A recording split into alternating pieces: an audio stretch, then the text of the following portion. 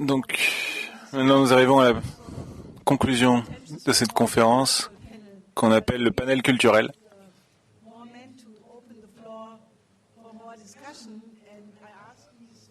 Et donc,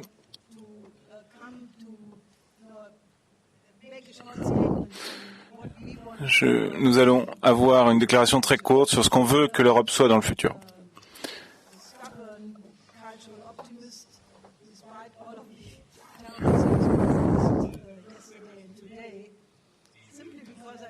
Parce que malgré toutes les choses dures que nous avons discutées, l'être humain est profondément un être optimiste et doit être optimiste.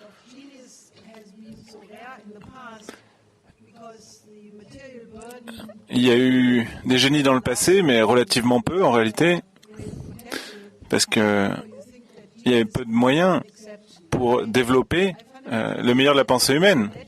Donc on pense que les génies sont une exception, mais en réalité, moi je pense que c'est la condition normale de l'humanité.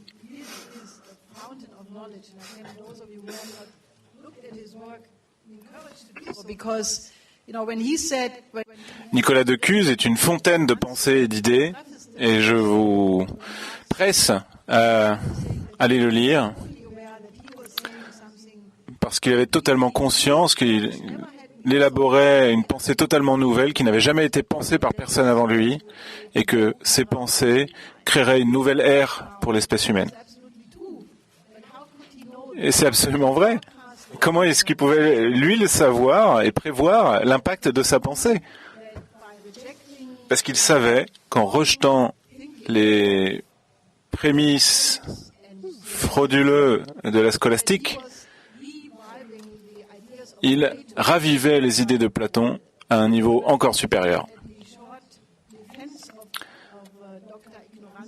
Et si vous regardez la Docte Ignorance, et Joseph Wenck avait attaqué son écrit La Docte Ignorance, donc il a écrit une réponse en défense de la Docte Ignorance. Et dans ce texte, il décrit que les gens qui ont trouvé la vérité, c'est comme s'ils étaient en haut d'une tour, en train de regarder d'en haut les aristotéliciens qui sont en train de bouger dans tous les sens, à tue-tête, et que c'est ça la pensée platonicienne, c'est qu'on voit le chasseur et le chassé, et le processus de chasse, et on devient soit conscient de la dynamique en cours, et on comprend pourquoi les aristotéliciens sont toujours bloqués dans leurs contradictions et ne comprennent rien, parce qu'on voit tout ça d'en haut.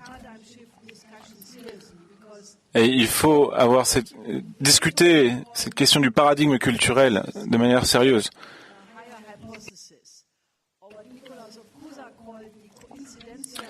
Nicolas de Cuse parle de la coïncidence des opposés.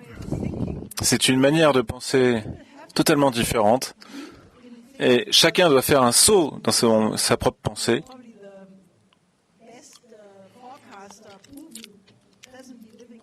Parce que le prévisionniste économique le plus titré sur la planète, vivant, Lyndon LaRouche a dit que tout le jeu de l'oligarchie, c'est de limiter les gens à la perception sensorielle pour qu'ils restent des idiots. De fonder sur l'idée de recherche du plaisir et d'éviter le déplaisir et justement de les manipuler sur cette base avec l'industrie du divertissement et la pornographie, etc.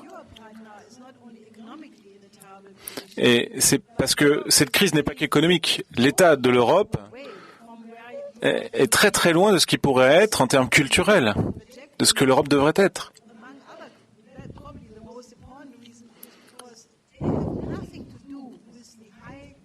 Et aujourd'hui, les dirigeants d'Europe s'en foutent totalement de l'histoire européenne, de la grande culture européenne, de ce qui a constitué l'Europe historiquement.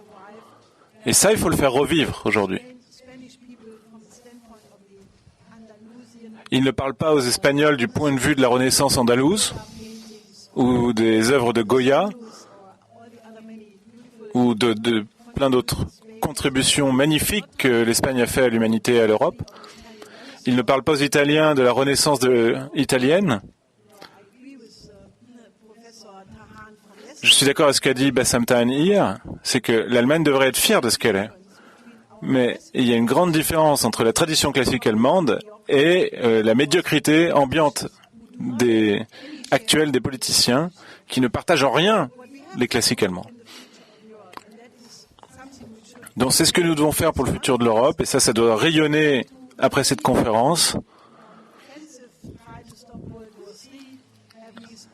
Nous devons mener une offensive pour empêcher cette guerre, ce conflit mondial, défendre et promouvoir ces grands projets pour la paix.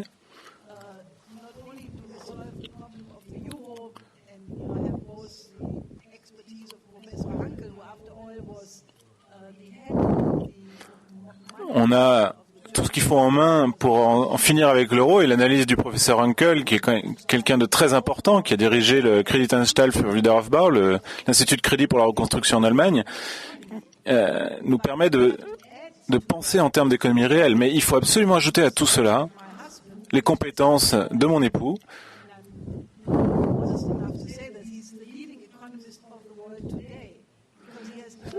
qui est en réalité le plus grand économiste du monde, parce qu'il a développé cette capacité de prévision, cette conception d'économie physique.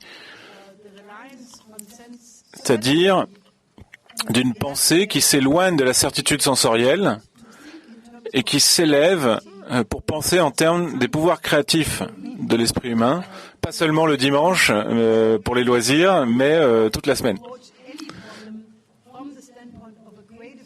Et d'approcher tous les problèmes d'un point de vue d'une solution créative, de penser en termes de métaphores, en termes de flancs,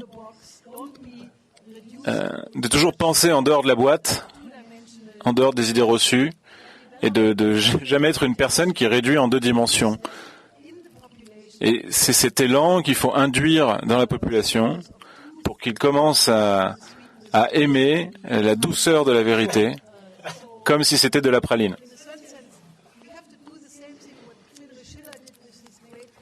Et on doit faire la même chose que ce que Schiller a fait avec ses tragédies classiques. Un citoyen lambda va au théâtre et soudainement, il est confronté aux grands enjeux de la civilisation. Et il doit s'identifier à l'acteur sur scène qui doit décider à faire le bien, prendre une décision pour faire le bien des générations futures, et ça apprend à penser, qu'il y a l'exigence de devoir penser comme un chef d'État.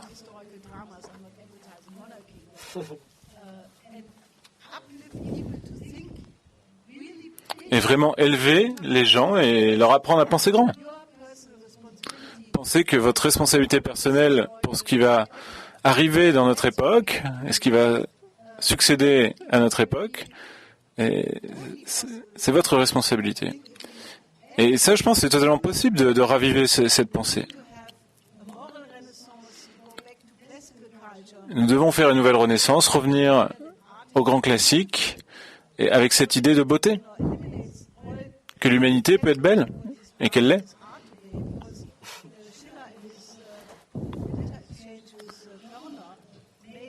Dans ses correspondances, Schiller explique qu'un poème qui n'est pas beau est un mauvais poème.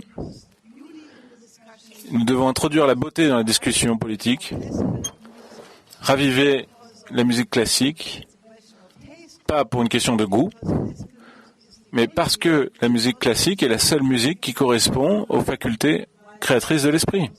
Toutes les autres formes de musique, et particulièrement la musique bruit en réalité, basée sur le rythme, sont destructeurs pour les processus cognitifs. Donc, nous devons parler de ça. Je sais que c'est plus dur de faire de rendre intelligents les gens, de rendre créatifs les gens idiots que de le faire dans le sens inverse, mais sur ce défi, je cède la parole à Liliana Gorini.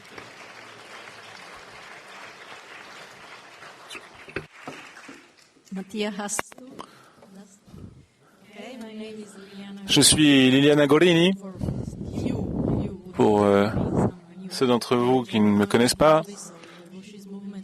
je préside le Movimento Solidarietà en Italie et je travaille avec M. Larouche depuis plus de 30 ans. et notamment sur nos grandes campagnes pour une renaissance culturelle qui ont commencé avec la campagne pour raviver le Verdi Tuning qu'on a fait en 1988, une campagne internationale, et récemment le projet Don Giovanni aux États-Unis, qui est les jeunes chanteurs militants ont joué cet opéra de Mozart. Le diapason de Verdi, Verdi Tuning, diapason de Verdi. Et donc, nous devons avoir une Europe qui soit au niveau de la Renaissance des classiques allemands et des classiques espagnols, des classiques arabes. Donc, je vais contraster ça avec quelque chose qui va peut-être vous choquer. Hier soir, on a eu le plus haut point de la culture avec Beethoven et Verdi. Ça vous donne un avant-goût.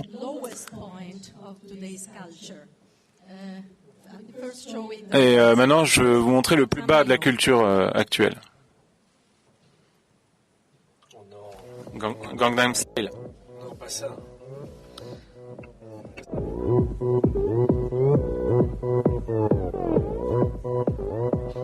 Opern Gangnam Style.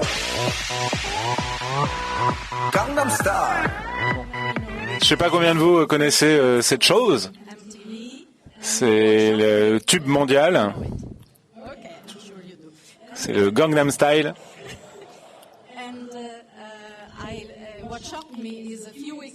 Ce qui me choque, c'est que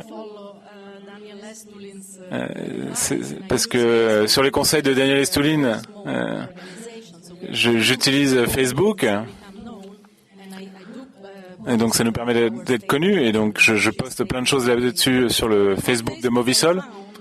Et donc sur Facebook, j'ai trouvé des gens qui disaient que ce clip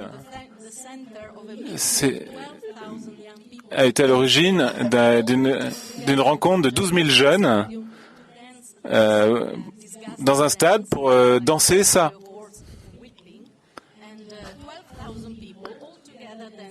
12 000 jeunes qui dansaient comme ça, à cette façon.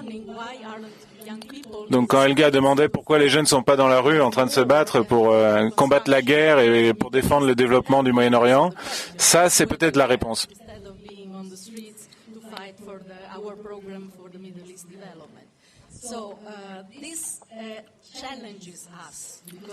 Donc ça c'est un défi pour nous, parce que c'est à ça qu'on a affaire quand on organise politiquement.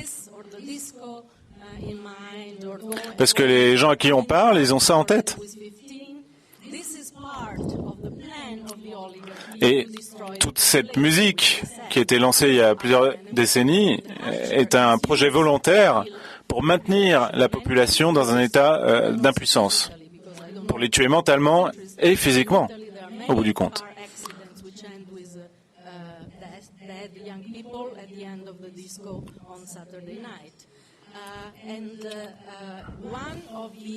Beaucoup de morts à cause des accidents. Beaucoup de morts chez les jeunes.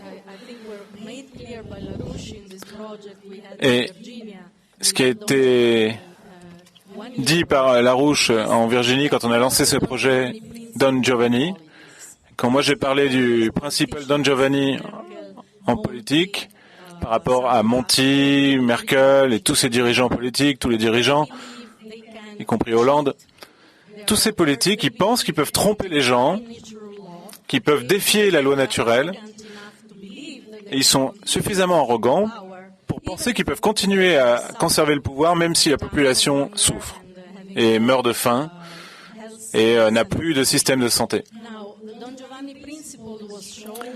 Le principe Don Giovanni a été montré à plusieurs reprises. Regardez Berlusconi, il pensait qu'il était le plus malin et qu'il pouvait en profiter éternellement. Ben, il a été détruit. Dominique Strauss-Kahn, exactement la même chose. Mais c'est pas seulement question de machos qui violent des femmes. C'est même les femmes peuvent violer des hommes. Regardez Merkel, par exemple. Et c'est pas une question sexuelle. C'est de penser qu'on puisse défier la loi naturelle et gagner quand même et s'en sortir. Obama pense comme ça. Il s'en fout du peuple américain, Obama. Le peuple souffre, mais il s'en fout. Et il gagne parce que il est totalement égotique. Ils n'ont aucune compassion pour le peuple. Et Obama l'a bien montré dans son premier débat avec Romney. Mais ce que Don Giovanni nous apprend, c'est que le commandeur, qui symbolise la présence de la loi naturelle dans l'opéra, finit par punir Don Giovanni. Il l'invite pour dîner et il l'emmène en enfer. Et il se fait prendre parce qu'il pense que même là, il pourra défier la loi naturelle et gagner. Et à la Scala, l'année dernière, quand ils ont joué Don Giovanni, ils ont inversé la fin de la pièce et ils font que Don Giovanni gagne. Et ça représente cet esprit qu'on voit en politique.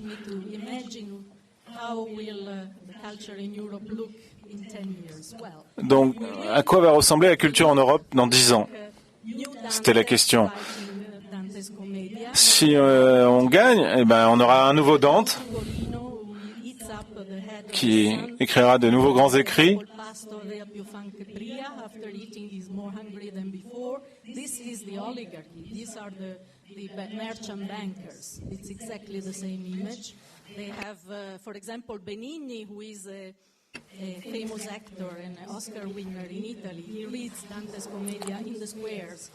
On a un acteur en Italie qui est très connu et qui lit Dante Alighieri sur la place publique parce que en fait le gouvernement Monti a décidé de supprimer la chaire Dante Alighieri à l'université de Florence.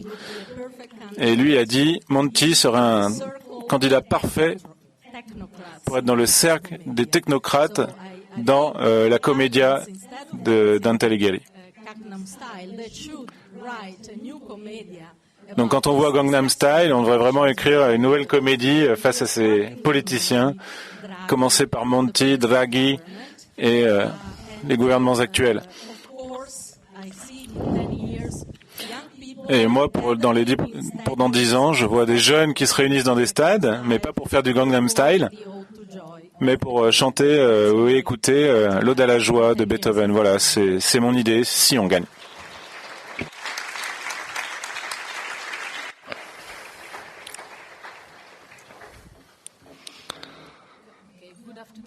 Bon après-midi, je suis Odile Maujon de Paris, Solidarité et Progrès.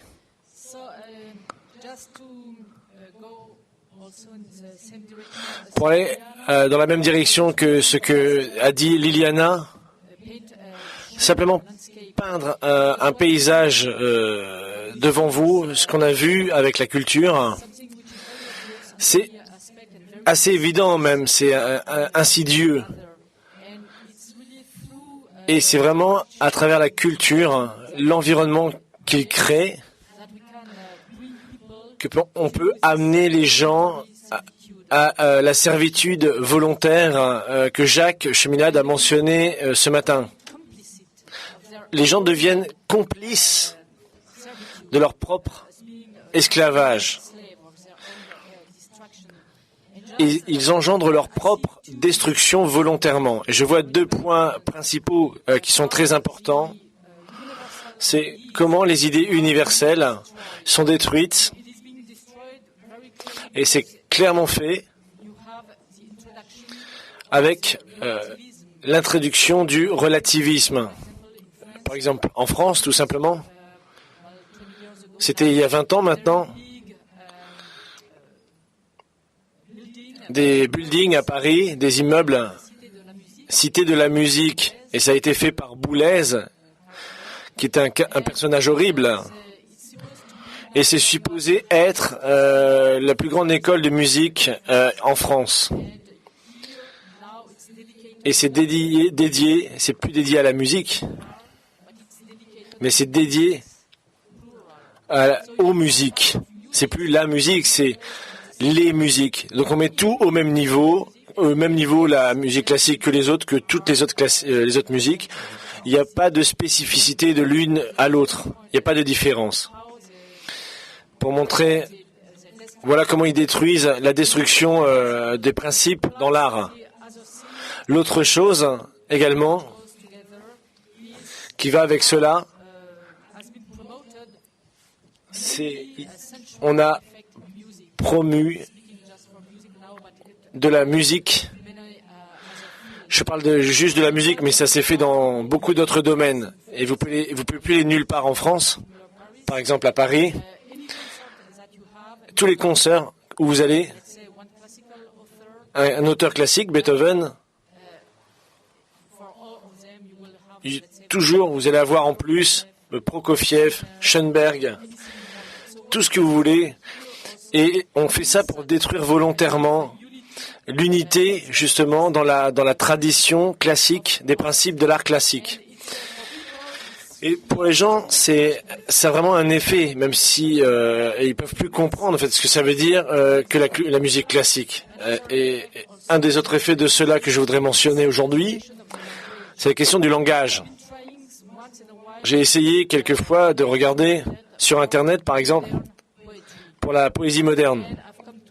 Et je suis arrivé à la conclusion qu'il n'y a rien comme poésie moderne.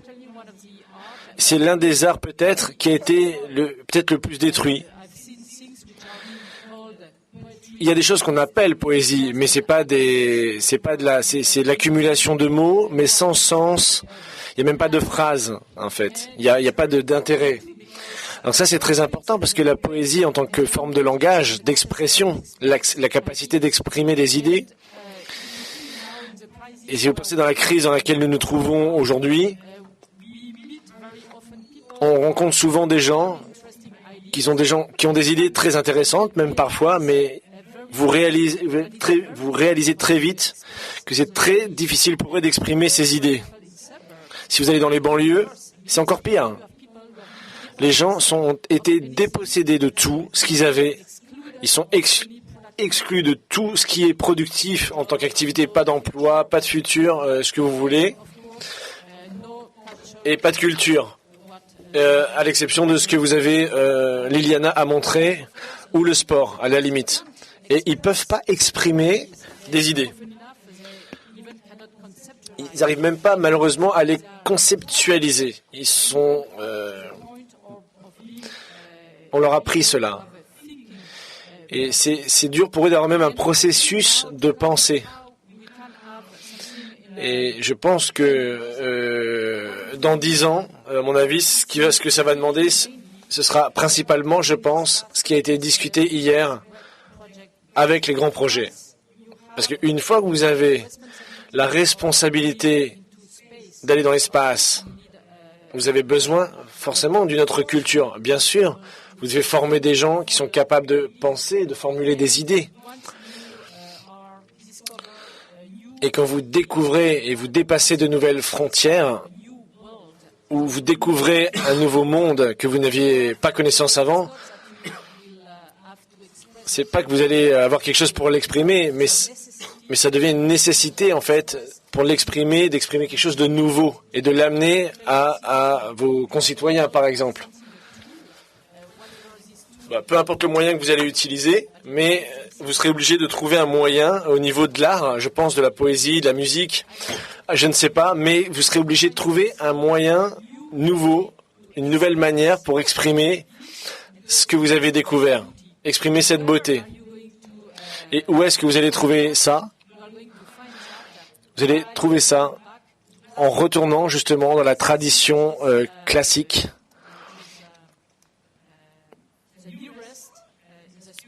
Dans l'esprit, justement. Et vous allez l'utiliser comme un moyen pour élaborer, aller au-delà, mais en gardant la même qualité, le même niveau de langage. Et vous allez l'utiliser comme une sorte de tremplin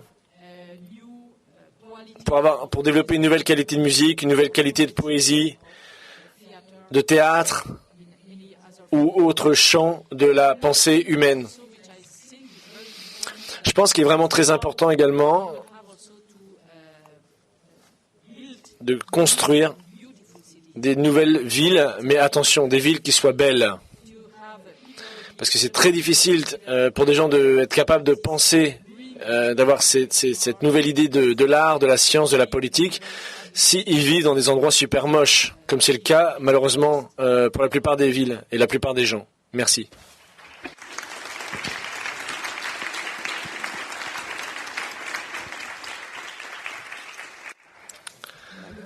Bon après-midi, je suis Kasia Kruczkowski, donc militant politique pour le Bürgerrechtsbewegung Solidarität, le BUSO, un parti allemand.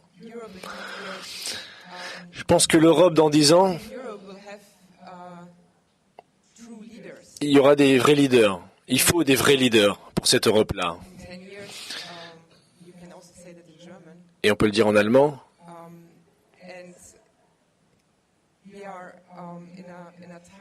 On est dans un temps, aujourd'hui, où on a un gros problème à imaginer. On a vu tout ce qui a été présenté à travers les deux derniers jours. Tous ces graines que nous plantons pour le futur, beaucoup de gens ont des problèmes pour les communiquer. Et on doit commencer réellement avec ça, en fait. Et particulièrement chez les jeunes en Europe. Parce que ce qu'on voit aujourd'hui de la situation, et particulièrement chez les jeunes, c'est ahurissant. C'est le chômage de masse pour les jeunes. C'est quand même 78%, non, pas 78%. Enfin, le taux de suicide est très élevé, le taux de chômage chez les jeunes est extrêmement élevé. Et on voit de plus en plus de jeunes, malheureusement. Donc c'est le signe fondamental que nous devons changer quelque chose dans la manière dont on pense la politique. Et ça doit commencer, à mon avis, avec l'imagination, notre capacité à imaginer ce futur. Et Madame Larouche nous défie constamment, en particulier les militants jeunes de cette organisation, de se peindre dans l'esprit comment on s'imagine, comment nous on s'imagine, qu'est-ce qu'on veut, à quoi on veut que le monde ressemble. Et on doit faire un effort où la plupart des gens, ils arrêtent ce processus de pensée après 5 secondes. Et peut-être que certains d'entre vous savent, c'est du rêve, ça va pas arriver, c'est trop beau pour être vrai, ou pour devenir vrai. Mais on doit commencer par ça si on veut vraiment, si on veut accomplir tous ces projets. Je vais juste vous rappeler également le long rêve qu'avaient fait les esclaves pour devenir libres et devenir des vrais citoyens avec des droits humains. Que leurs droits humains soient reconnus, et la plupart d'entre eux, ils n'arrivaient pas à y penser. Et c'était une minorité qui avait réussi justement à le penser, parce que la plupart des esclaves n'arrivaient même pas à penser qu'ils pouvaient être libres. À l'époque, la plupart des gens ne pouvaient pas non plus penser qu'on pouvait voler. Il n'y a qu'une poignée de gens qui a rendu possible le fait que l'être humain puisse voler. Et il y a eu des grands rêves comme cela. Ou mettre un pied sur une autre planète. Et comme vous le savez, et il y a encore aujourd'hui de gens qui arrivent pas à l'imaginer. Et disent même, il y en a même qui disent que ça n'est jamais arrivé, qu'on n'est jamais allé sur la Lune. Mais encore une fois, ça a été une minorité qui s'est battue pour ça. Et je voudrais vous demander, est-ce un rêve d'avoir l'image d'un monde où tous ces partis, toutes les nations travaillent ensemble pour des buts communs, les buts communs de l'humanité.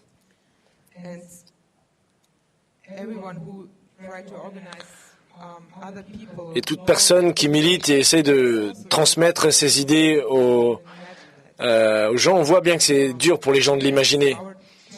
Ça, c'est notre défi.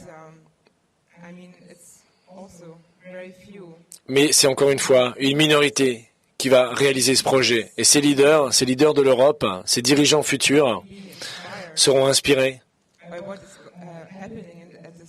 parce que ce qui s'est passé à cette conférence, par ces projets, qui sont peut-être loin en tant qu'objet pensé pour l'instant, Mais c'est à nous de les réaliser et de rendre ça possible.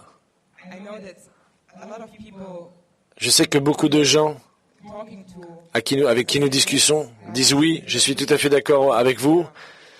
Il doit y avoir un changement profond, mais ça doit venir des jeunes, de la génération des jeunes, comme on a toujours dit. Et ils ne sont pas dans la rue pour différentes raisons. Et je suis d'accord, oui. Les jeunes, on est les plus frappés par la crise, mais ce n'est pas que les jeunes. Parce que les jeunes ont besoin également, c'est de l'inspiration. Ils ont besoin d'une idée de qu'est-ce que la société humaine, qu'est-ce qu'une société organisée de manière humaine et dont tout le monde fait partie. Donc on doit vraiment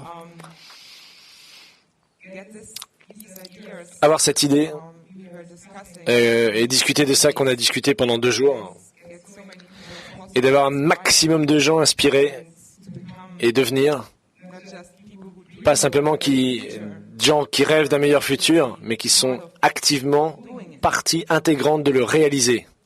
Merci.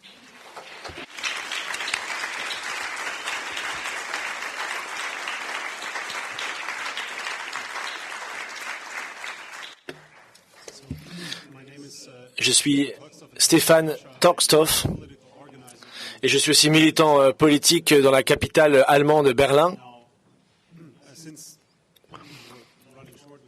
Je pense que le temps est limité et je pense qu'on voudrait avoir quand même une discussion, donc je vais juste dire 2-3 choses rapidement.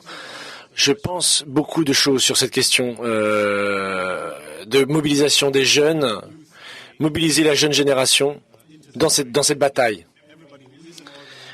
Et tous ceux qui sont militants savent combien c'est difficile, on en discute régulièrement, des problèmes des uns ou des autres. Mais une chose fondamentale à comprendre, c'est qu'il y a quelque chose d'universel, donc qui marche tout le temps, c'est les blagues. Donc je pense qu'il faut faire des blagues, ça c'est universel et tout le monde peut les comprendre. Donc c'est une blague qui voyage avec sa femme à Paris au XIXe siècle. Donc ils visitent la ville, ils font des tours dans les places les plus importantes, le Louvre, le muséum. Et un soir, ils ont un rendez-vous dans un club très connu qui s'appelle le Moulin Rouge. The husband is already dressed and he's waiting in the lobby for his wife to finish makeup and everything else. And as he's sitting there waiting, this very elegant and beautiful young lady comes almost flying down the stairs. And she floats past him and she recognizes that he's looking at her. And so she whispers into his ear, 1,000 francs. So the poor man thinks for a split second and whispers after her, 500. She leaves. She floats out the door. His wife comes and they take the carriage to Moulin Rouge, where they're having a dinner table reserved and enjoying some sort of funny entertainment there. And the place next to the dear husband is empty, and this young woman comes into the door, into the club, sits down on the chair on his left. She looks over at his wife, and then she whispers into his ear, "See, that's what you see for what you get for your 500." Now, as I said, you will have to forgive me, but I used jokes many times in organizing because there are bad jokes like this one. There are much better ones that take a bit more effort and time, but jokes have something very universal. They provoke laughter, and if you think about it, you can make some sort of a forecast. You're doing something that you already have an idea of how the mind of your interlocutor, the person you talk to, is going to react. And it's not something that's necessarily up to their will. I mean, they may be completely blocked and they're not going to laugh, and that's almost embarrassing, but that happens too. Now, Beethoven and Schiller, on a much, much higher level than a simple joke, have such an effect on the human mind. And I can assure you that what you've seen last night is really only a little tiny bit of it. You haven't seen anything yet with only that, even though it was beautiful. But there's so much more in this world that needs to be discovered and brought to people. Now, this conference, I think, is very special because unlike other conferences that we have had in the past, it reminds me a lot of what I heard many years ago from Dr. Martin Luther King, that only when it is dark enough can you see the stars. And I think the crisis has gotten so bad and so obvious that people are looking for answers. And that has shaped, for me very consciously, the kind of discussion that we're having here. A very conscious discussion that we cannot fool around with our lives, not in this time, in this world. And I have a little bit of a difficulty forecasting what Europe might look like in 10 years, or in 20 or in 50 years, but I do not accept that these idiotic bureaucrats in Brussels occupy the name Europe for their construct that is inhuman and brutal and kills people. I simply don't accept that. That is, it's not acceptable. So for us, I think one step you could take, and I'm always happy to talk about him, is to get to know Frederick Douglass.